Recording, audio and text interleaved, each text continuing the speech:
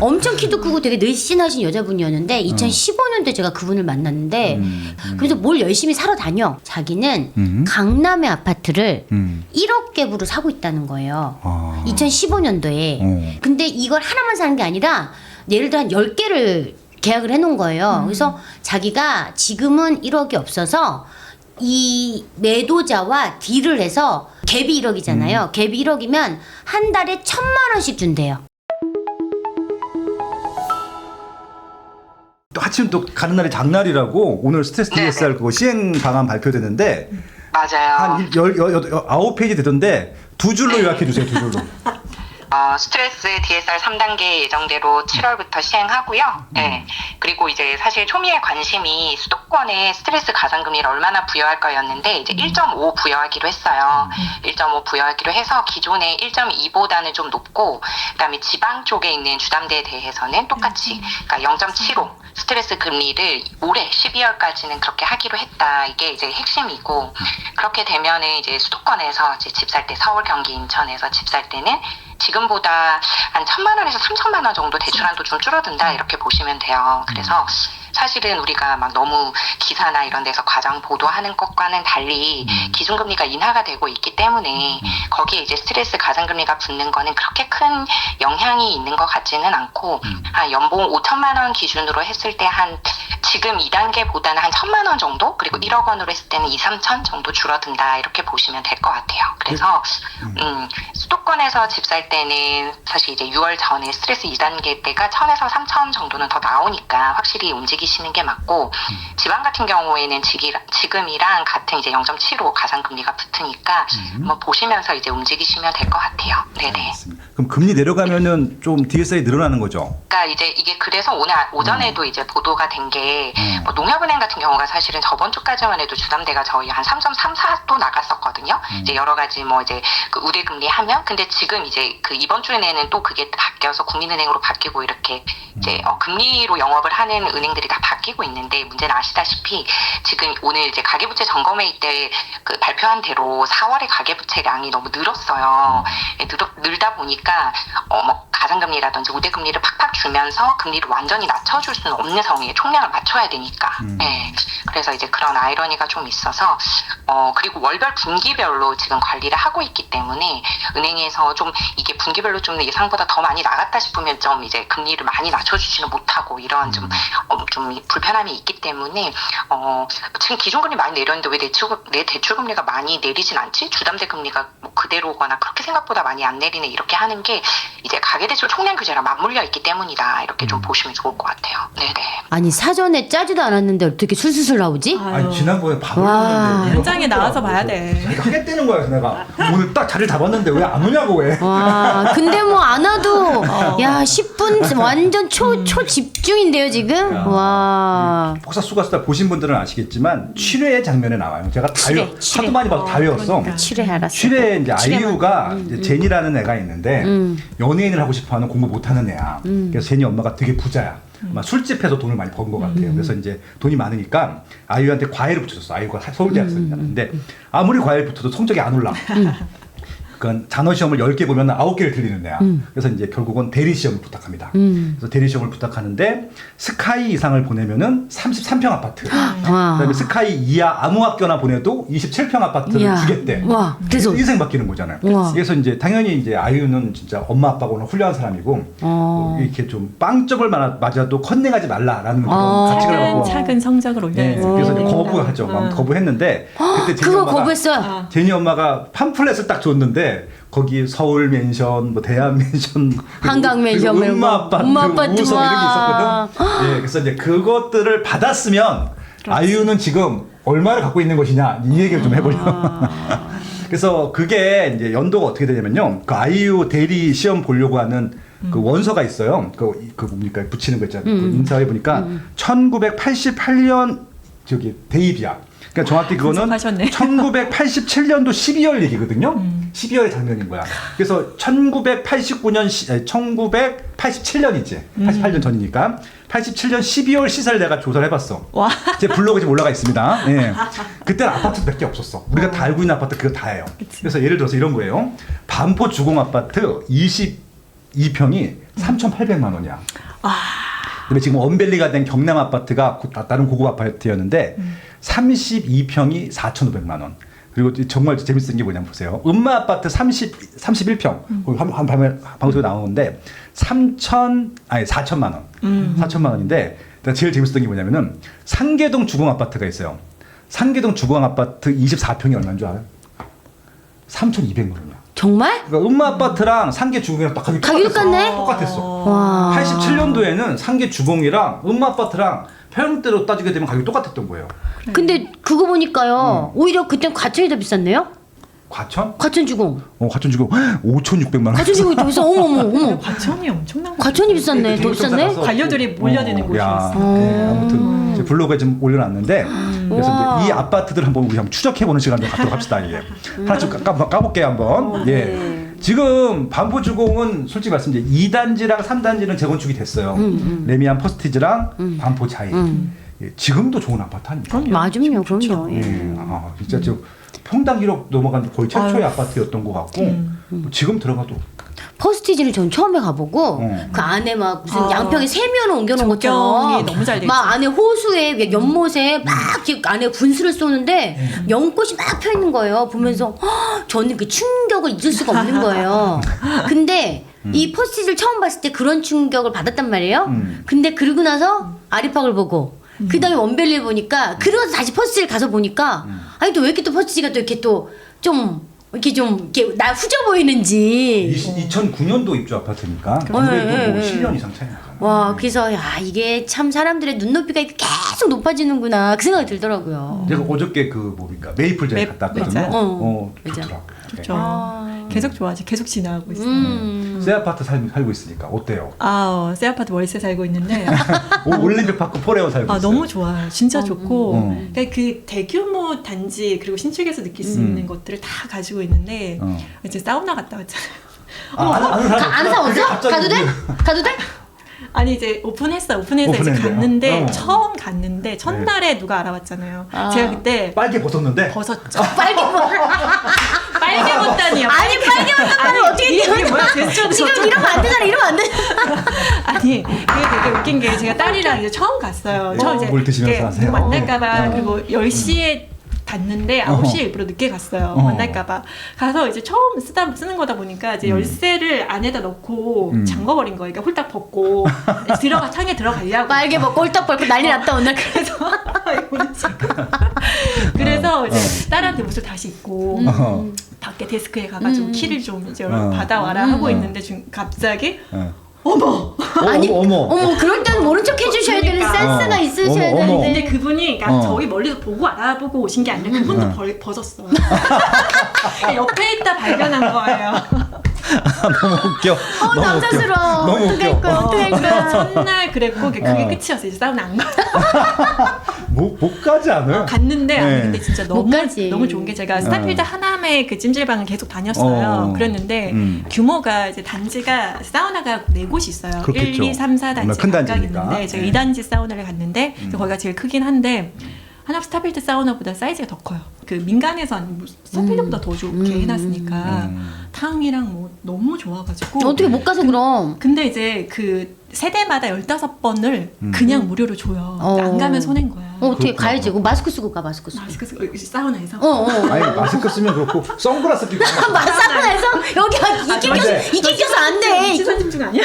근데 빨개 벗고 선글라스 웃긴 하겠다. 새벽에 가려고 새벽에. 24시간이요?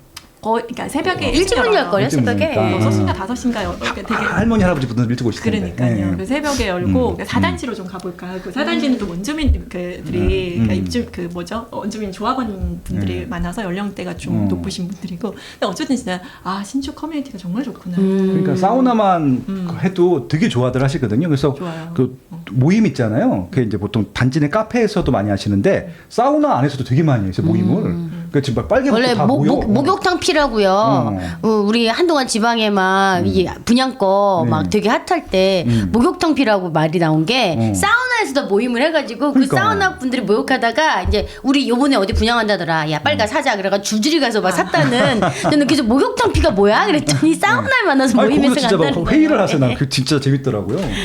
그래서 이제 뭐 헬스장이나 어. 독서실이나 뭐 이런 것들을 하나씩 순차적으로 열고 있는데 되게 좋고 무엇보다 이게 좋은 게 이제 헬리오시티도 중통이 보통 파크리오도 중통이 있고 헬리오시티도 중간 통로가 있잖아요. 근데 거기는 두 개가 긴 중통이 두 개가 있어요. 그래서 지역 그 마을 주민들이 이거를 한 바퀴를 돌면은 거의 이제 4km가 넘어가거든요. 야 완전 운동이네. 이거를 계속 온 가족들이 이렇게 네. 밤마다 다들 돌더라고요.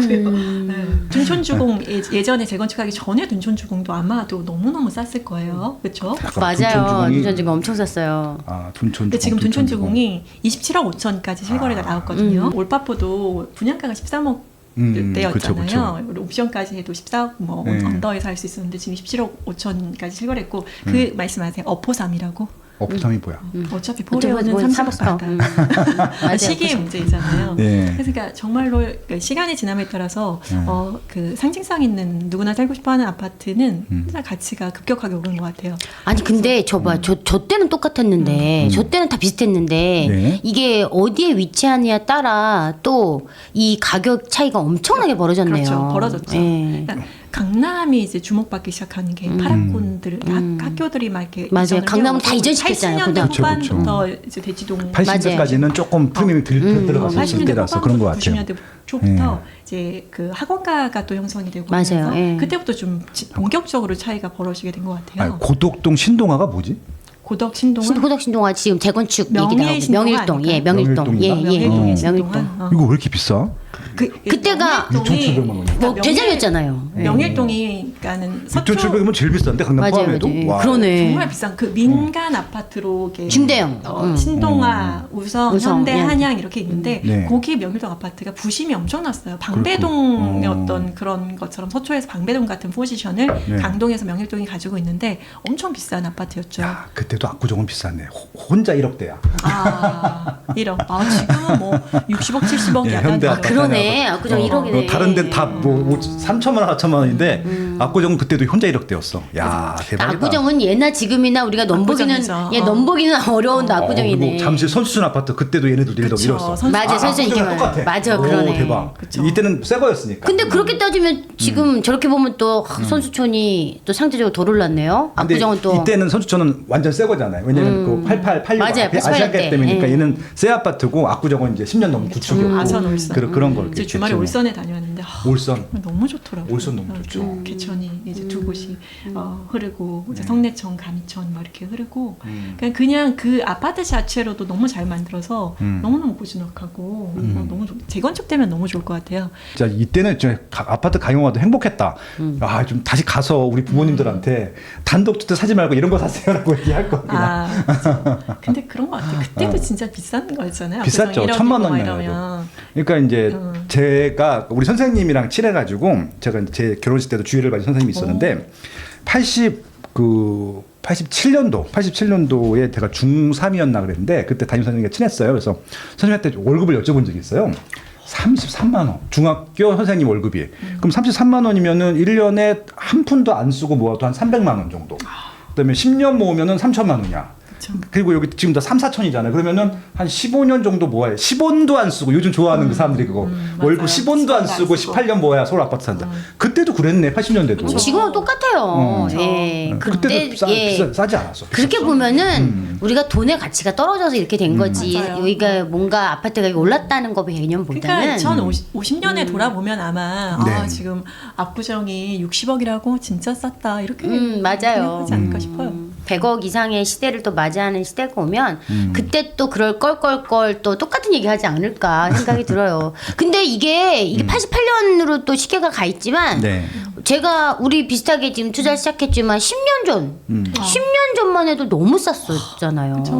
아 그때는 정말 행복한 시기였던 것 같아요. 진짜. 우리 그때 그랬잖아요. 16년 진짜 투자하기 좋았죠. 그래 저는 14년도부터 투자를 비슷하게 했잖아요. 14년도에 투자를 시작했을 때만 해도 그때 서울에 저는 그 사람이 생각난다니까요. 그 사람이 누구야? 그 여자분이 부산에서 올라오신 굉장히 사람들이 투자를 잘했어요. 날씬하고 굉장히 예쁜 젊은 여자분이었어요. 엄청 키도 크고 되게 늘씬하신 여자분이었는데 2015년도에 제가 그분을 만났는데 그분이 자기가 뭘 하러 매주 이렇게 서울을 오는 그러니까 이런 모임에서 만난 거예요. 근데 매주 서울을 와서 1박 2일씩 자고 가시더라고요. 그래서 뭘 열심히 사러 다녀. 그래서 내가 너무 나중에 뒷자리에서 친해져서 물어봤지. 도대체 매일 뭘 이렇게 사러 다니세요? 그랬더니 자기는 강남의 아파트를 1억 갭으로 사고 있다는 거예요. 2015년도에. 그때 이런 뭐 음반이 뭐니 이런 여러 가지 뭐 있었겠죠. 그때는 나도 몰랐지. 그때 나도 완전 생초보였으니까. 그래서 그 당시 1억이 엄청 큰 돈이었어요. 그래서 1억을 그렇게 근데 이걸 하나만 사는 게 아니라 예를 들어 한 10개를 계약을 해놓은 거예요. 그래서 자기가 지금은 1억이 없어서 이 매도자와 딜을 해서 1억이다면 1억이잖아요. 갭이 1억이잖아요. 갭이 1억이면 한 달에 1,000만 원씩 준대요. 한 달에 1,000만 원씩 월세식으로 1년 있다 잔금이라는 조건으로 한 대여섯 개를 샀다는 거예요. 그래서 내가 그게 어떻게 가능해요? 그랬더니 그만큼 2014년 15년도에는 서울이 바닥이었어요. 맞아요. 아무도 안 살려고 했던 그 시기에 이분은 그런 매도자와 딜을 해서 그래 그럼 1년 뒤에 잔금 다 해. 그 대신 나 월세 기념으로 한 달에 뭐 1,000만 원 주고 그때 맨 마지막에 잔금 치는 걸로 이렇게 해서 5채 이상 6채를 그때 사고 다니는 거를 아무한테 말하지 말라는 거예요. 재벌 됐겠네 그분. 그래서 저는 계속 그분이 생각나고 그분이 너무 만나고 싶은 거야. 우리가 지금은 만날 수 없는 위치에 가 있을 수도 있어. 그렇죠. 건물 하셨겠죠. 근데 나는 그 당시에 바보같이 뭘 했냐면 네. 저는 그분은 이제 1억을 가지고 예를 들어 일단은 뭐 10채를 사고 시작한 거잖아. 그리고 돈을 모아서 계속 이렇게 한 거고 나는 그거를 쪼개가지고 500만 원, 1,000만 원 갖고 살 수 있는 그 갭 투자를 하러 막 강서구 가고 막 가양동 가고 그래도 막 서울이었네. 노원구 가고 막 이랬단 말이에요. 그때 그랬죠. 예. 그런데 그때도 1,000만 원, 2,000만 원 갖고 서울 아파트를 살 수 있었잖아요. 근데 근데 10년 지나고 나서 그런 얘기 했었잖아. 아, 내가 진짜 2014년으로 돌아간다면 나는 무조건 서울 10채 살 거야. 그런 얘기 많이 하잖아. 한동을 사야죠. 한동을 사야지. 통이 역시 커. 한동을 사야죠. 한동을 사겠대. 아니 저도 이제 지금은 이제 다 팔았는데 그 진짜 지방 같은 경우는 아예 한 동을 사시는 분들 되게 많았었어요, 맞아요. 진짜. 그래서 그 사람이 또 얼른 팔아. 그럼 또 그 사람이 또 한 40. 한 동에 40세대가 있으면 거기다 뿌리면은 막 저도 뭐 이따가 막 5개씩 사고 막 딜해가지고 막 거의 무피거든. 이미 다 세팅을 해서 주는 거야. 그러니까 그분도 모르게 좋은 게 다 세팅을 해가지고 전세가에다 다 넘겨요. 어차피 그 사람 분양가라서 한 거기서 3-4천 원 다 남는 거야. 예, 그러니까 서로 부담이 없이 그렇게 세팅을 하더라고요. 아니 근데 뭐 그걸 또 다 지키고 있어야 되는데 또 2017년도에 김현미 장관이 다 팔아라. 아, 다 쫄았지 또. 예, 그때 그래서 또 막. 너무 저희 그런 걸 겪어보질 못해서 좀 두렵기도 하고 이거 세금으로 너무 많이 나가는 거 아니야? 그 세금 계산해 보니까 어머 반 이상의 세금 나가네? 그럴 바에 그냥 팔아야지 그러고서 다 팔아먹고 나서 보니까 막 다 두세 배씩 오르는 거 보니까 막 혈압이.